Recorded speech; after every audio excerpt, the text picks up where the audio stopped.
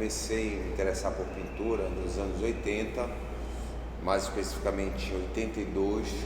Em 83 eu já desenhava, já pintava, por influência do Tadeu Lobato, que morava próximo de casa. E aí eu comecei a fazer cursos e praticamente autodidata, porque não tinha cursos aqui em Belém.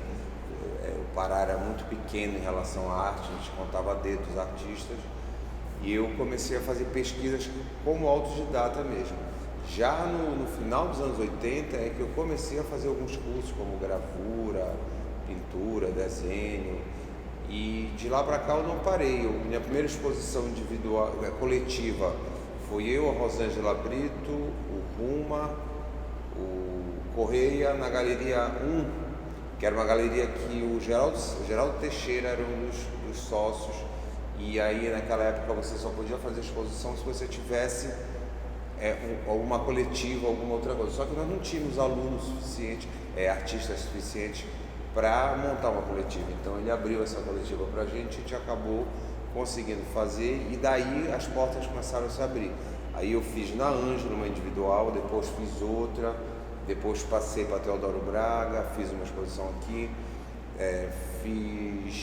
participei de alguns salões, Arte Pará, peguei prêmio Aquisição, depois peguei prêmio Revelação, no SPAC, que era um salão que tinha aqui na Fundação, um salão da Aeronáutica também, da Marinha, tinha vários salões nessa época, e eu acabei participando de todos e entrando. Depois ganhei prêmio Itajaí, fui para lá, passei 6 meses, fiz um curso de restauração, depois voltei para Belém, fiz outro curso de restauração aqui com o Benedito Melo e com o Abraham Bermengui, que era da Associação Israelita do Pará, e era um cara assim fantástico, que também era artista plástico. E daí eu não parei mais, e aí fiz várias individuais, e sou um cara assim que gosta da coisa da cozinha da arte. Eu acredito que você tem que construir para depois destruir a imagem. Então eu sou aquele cara que desenho, que vou e refaço e faço, enxugo o máximo que eu posso, e aí em algum momento eu até destruo o trabalho, mas primeiro eu construo ele todo para depois poder destruir. E eu acho que é uma coisa assim que eu sinto falta hoje em dia. Eu acho que essa garotada, ela tem muito talento, tem muito pique, muita energia, mas ela já destrói muito, já chega assim quebrando tudo. E eu sinto que em algum momento ela me procura até como professor com essa deficiência, que em algum momento eles precisam construir, e aí a cozinha falta, que é aquela coisa de você aprender a desenhar, aprender a dar sombra, aprender a respeitar os materiais. Como é que se trabalha com tinta óleo, com tinta acrílica, com têmpera gorda, têmpera magra, pastel, aquarela. Quer dizer, eu passei por todas, as pessoas chegam assim, qual é o teu estilo? Eu não tenho estilo, depende da pesquisa que eu estou desenvolvendo. Eu posso ser extremamente realista, extremamente figurativo, ou totalmente subjetivo, ou praticamente abstrato. Então vai da pesquisa que eu estou fazendo na época. E a vantagem de você ter um domínio de várias técnicas é porque eu não me sinto nunca preso. Tipo, hoje eu quero fazer um trabalho hiperrealista. Eu tenho uma parte da técnica para fazer isso. Aí não, eu quero trabalhar só com pastiche, que é praticamente manchas de tinta e camadas. Eu também estudei para isso. Então eu acho assim, o que falta hoje um pouco é essa coisa de você não se fechar. Tipo, eu sou um artista, eu sou um gravador, eu sou um gravurista. Pô, tudo bem que você seja um gravurista, você se identifica com a gravura, eu faço gravura. Mas eu também faço pintura, eu pinto a óleo, eu pinto acrílica. E eu acho que hoje em dia o que está faltando um pouco é isso. Essa garotada, ela tem muito a vídeo arte. Eu só trabalho com vídeo arte. Mas chega um momento que às vezes você quer sair disso, e você acaba se prendendo, acaba criando uma limitação. E eu como artista, eu sempre busquei isso. Na minha cabeça, nunca me limitar a uma determinada técnica, a um determinado estilo. Como todo garoto que começa a pintar, eu fui atrás do Van Gogh, fui atrás do Gauguin, fui atrás do Matisse, depois descobri os modernistas, fui atrás de Anita Mafalda, da Cidade do Amaral, de Janira. Depois comecei a cair do Champ, como todo mundo, Picasso, aquela coisa, todas as escolas. Mas depois eu voltei muito para o Caravaggio, muito para o Barroco, para a Renascença. É uma coisa que eu gosto muito, estudei muito, não só a história, como a técnica. E pelo fato de eu ser restaurador também, então assim, às vezes como eu digo, não digo a palavra castigo, mas é uma obrigação eu pintar alguma coisa bem maneirista mesmo, não tem nenhuma pegada de arte, é maneirismo mesmo, é técnica, tipo pegar um trabalho, um detalhe de um trabalho de um mestre e tentar reproduzir ele o mais próximo possível, claro e escuro, as pinceladas, as veladuras, porque isso faz parte do meu trabalho, que quando eu pego um trabalho para restaurar, eu tenho que saber isso. E isso me ajuda no meu trabalho, porque em determinados momentos eu quero fazer uma coisa um pouco mais realista e eu já uso essa pegada, esse exercício. Né? É assim, eu tenho um ateliê legal, bem montado, bem estruturado, e às vezes eu passo meses sem pegar no lápis, mas todo dia eu entro, todo dia eu passo 2, 3 horas estudando. Aí as pessoas dizem, mas tu vai fazer o quê? Vou pintar mentalmente, vou rever o que eu fiz, trabalhos que eu não gostei, que depois de um tempo eu olho de novo, eu não jogo fora, eu não rasgo nada. Tudo é guardado. Tem trabalhos, inclusive, que eu corto e aproveito detalhes. Pego um trabalho, às vezes ele ficou tão cheio de informação, que eu corto ele em 4 e se transforma em 4 trabalhos maravilhosos. Né? Eu digo assim, maravilhosos, eu também sou um crítico ferrenho do meu trabalho, eu acho que eu sou o principal crítico. Quando eu não gosto, eu sou o primeiro a dizer, não está legal, eu não tenho essa história de, porque eu fiz. Não, eu gosto da sinceridade. Eu acho que a palavra exposição é se expor, não é expor os trabalhos. Os trabalhos, na verdade, é uma parte de você, então você está se expondo. Eu acho que quando tu resolves te expor ou expor, tu tens que estar com a mente aberta para aceitar as críticas, tanto produtivas quanto negativas. Porque eu acho que as críticas negativas são aquelas críticas que não tem muito fundamento. Tu vê que tem uma pitada de inveja, sabe? Tipo, eu devia ter feito, eu não fiz. E tem a crítica construtiva, que é aquela que o cara diz, olha, eu gostei, mas se você pudesse ter feito isso. Então eu acho que você tem que estar disposto a ouvir, entendeu? E mesmo as negativas você não tem que rebater, porque você aceitou expor e se expor. Então você tem que ser humilde a esse ponto. Eu dou aula desde 91. Tipo assim, ensinando, né? Chega para ensinar, mas eu acabo aprendendo muito mais com os alunos, com os traços deles, aquele cara que chega, dá uma pincelada assim aleatória e tu olha, porra, por que eu não dei essa pincelada? Entendeu? Isso tu já memoriza. Como é legal tu chegar com um aluno, por exemplo, eu tenho vários alunos, vários mesmo, que são professores hoje, e eu encontro, porra, professor, não, você é professor também, não, mas o senhor é professor há mais tempo do que eu, não tem isso. A gente chega no limite que a gente acaba se esbarrando. E isso é legal para mim, quando eu consigo formar uma pessoa, consigo formar uma ideia.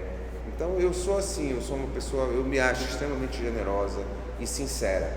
Às vezes chega amigo meu e diz assim, vamos no ateliê para dar uma olhada no meu trabalho. Eu digo, olha, tu queres que eu dê uma olhada no teu trabalho realmente? Tu estás preparado para escutar uma crítica, tipo, olha, eu não gostei.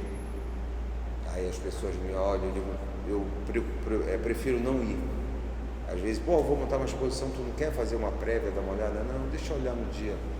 Porque de repente ele não está preparado, o trabalho está legal, eu não gostei. Eu digo para ele, eu não gostei. E o cara pode entrar numa de não querer expor mais, né? E tu acaba matando o trabalho dele. Pelo preconceito meu, uma coisa que foi concebida por mim que eu não gosto. Entendeu? Não quer dizer que o trabalho não esteja bom. Então eu me acho extremamente generoso, como professor, como artista e como pessoa. Eu acho que sou isso. Esse sou eu. É aquela história, né? O meu chamego mesmo é a pintura. É aquela coisa da cozinha, de você preparar a tinta. Por exemplo, 90% da minha tinta eu não compro, eu preparo hoje em dia. Eu preparo minha tinta óleo, minha tinta acrílica. Se eu vou pintar com têmpera, eu preparo a minha têmpera. O pastel, o lápis de cera que eu uso, eu fabrico. Então eu tenho essa coisa, esse carinho muito grande pela cozinha, de esticar minha tela, passar o formol, preparar, pensar no futuro, para que não venha dar mofo nem fungo, que ela não venha rachar, porque eu respeito com a pessoa que vai adquirir esse trabalho, né? Eu pinto isso aqui, estico, já vendi, estou nem aí. Eu acho que não, eu acho que a gente tem que ter um respeito por quem está comprando também. Então eu procuro materiais de qualidade, por isso que eu fabrico, e ter um certo cuidado. Esse trabalho dessa exposição aqui como o nome diz, fragmentos, foi a partir de passeios pela praia. Em nenhum momento eu saí com a ideia de montar esse trabalho, e assim, literalmente chutei um pedaço, um fragmento de barco e resolvi desenterrar, não porque eu achei interessante, para evitar de alguém que acontecesse o mesmo que eu, de chutar o trabalho. Quando eu tirei, que eu lavei, eu olhei e digo, caramba, isso é um objeto. Aí foi que eu comecei a tentar e comecei a pesquisar, a procurar esses trabalhos, pensando em utilizar como objeto. Depois eu digo, não, esse objeto não é meu. Eu apenas tive o olhar de resgatar ele e tirei esse trabalho. A partir daí eu comecei a fazer os estudos, os desenhos. E aquela história que eu não consigo ficar longe da tinta, eu digo, não, vou começar a pintar. E em algum momento eu pensei em fazer em fotografia essa exposição todinha, que tem ali o vídeo passando ali as fotos, e depois que eu tirei, coloquei no filtro, eu achei elas lindas. Eu digo, porra, e se eu jogar isso em tamanhos, dimensões grandes, eu acho que vai ficar legal. Mas aquela curiosidade, deixa eu pintar um para ver como é que fica, aí pronto, matou a história da fotografia. Mas eu tenho uma ideia de continuar esse trabalho em foto, mas em preto e branco, já puxando quase que para um tachismo, né, que é um movimento de arte do final da Segunda Guerra Mundial, que surgiu no Bauhaus, na Alemanha, que são só manchas, por isso que é tachismo. Geralmente é verde musgo, preto, cinza, branco, não tem muitas cores. Então a ideia é pegar essas fotos e transformar em fotos, estourá-las o máximo possível, pegar detalhes, trabalhar mesmo com hiperrealismo, algo que se torne quase que taxista. Então provavelmente veio uma historinha ainda em cima dessa exposição dos fragmentos, que já pode ser os fragmentos dos fragmentos. É algo que já está além disso que eu fiz, mas em fotografia, a priori, porque eu vou experimentar fazer um pintado, né? Se o que eu pintar ficar legal, a gente vai botando a fotografia. Não que eu não acho importante, eu adoro, até porque eu sou aquele cara que já tem sou de uma escola mais antiga, mas que respeito as mídias novas, tanto que aqui a gente colocou, fiz um vídeo, me arrisquei pela primeira vez em fazer um vídeo, coloquei ali o processo todo de formatar, como é que eu fiz o processo da pintura, né? E eu escrevo também, eu estou escrevendo um livro que já faz tempo, é um livro infantil, e estou fazendo ilustração, mas isso não tem data nem dia, entendeu? É algo que eu estou assim, quem sabe daqui a 20 anos eu lanço. A minha infância toda, a minha família tinha terras no Marajó, então a minha infância toda foi indo para a fazenda, para a beira de rio, dentro de barco, indo, vindo. E há uns anos atrás eu comprei um sítio Mosqueiro, que é quase no final da ilha, é o final da ilha do Paraíso, de Mosqueiro, que é na Praia do Paraíso. E lá eu rodo ali por trás, andando mesmo, caminhando, e sempre estou vendo barco, sempre estou atrás de casa tem a Associação dos Pescadores, onde eles fazem a manutenção dos barcos, onde eles constroem as redes deles. Então é uma coisa que sempre foi muito próxima. Acho que qualquer paraense, né? Essa coisa do barco, do ribeirinho, da cultura amazônica, ela está presente. Só que eu tenho uma outra visão. Por exemplo, eu já fiz um trabalho voltado para a cultura indígena, onde não tinha nenhum índio. Eu acho que não é necessariamente tu tem que pintar o índio para representar a aldeia. Eu ia só em cima do simbolismo deles. Fui para a tribo dos Tembé, né? Passei um tempo lá e peguei só a escrita dele, porque o que a gente acha que é desenho, na verdade o índio ele não desenha, aquilo é a escrita do índio. Cada traço daquele tem um significado, e o mais interessante é que as pessoas não sabem, só as índias é que fazem a escritura, que escrevem. Os índios não fazem grafismo, são só as índias, e eles elegem uma índia, tipo assim, quando nascem as coriminzinhas, as indinhas, eles pegam uma, duas, essas duas vão ser responsáveis por continuar a escrita deles. Isso é muito legal, e a gente não sabe disso, né? Pois é, e eu fui pedir permissão, porque na verdade eu ia quebrar uma regra deles, que era de escrever, já que é algo que é uma tradição exclusivamente feminina, que eu acho legal, que aqui a gente tem muita coisa, né, que quem assume os papéis são o homem, e lá muitas coisas são as mulheres, e uma delas é a parte da escrita. Então aqui eu acho que eu represento bem a questão da cultura amazônica, do ribeirinho, sem precisar mostrar um barco inteiro, sem precisar estar colocando o nome do barco, essas coisas. Eu acho lindo, mas eu acho que já foi muito feito e eu deixo para outra pessoa. Então me interessa muito mais a coisa subjetiva. E a gente sente, né, a coisa do barco. Como eu digo que naquela parede, a primeira dos objetos, tem um barco inteiro, as pessoas, como assim? Tem vários pedaços, mas são fragmentos do meio, da polpa e da proa. Então tem um barco inteiro, tem o fim, o início e o meio do barco ali, só que fragmentado, por isso o nome Fragmentos. E a partir daí eu fiz esse trabalho. Então eu acho que eu sou bem coerente com a cultura amazônica, mas de uma maneira diferente. Porque eu acho assim, que tu podes trabalhar com a cultura amazônica, mas de uma maneira universal.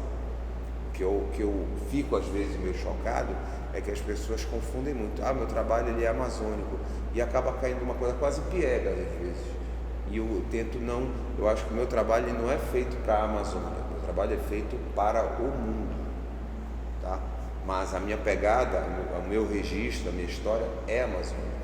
Porque eu digo que os artistas que saíram de Belém foram para fora e se fizeram bem, foram artistas que saíram com a cultura amazônica e se adaptaram a outras mídias, a um estilo de vida do sul, mas levaram a raiz deles para lá. O que acontece, que eu vejo muito, é a pessoa absorver a cultura do sul, trazer para cá e querer mesclar com a cultura amazônica e levar de volta para lá. Eles não vão comprar o que é deles, eles já têm. Eles compram o que é nosso, entendeu?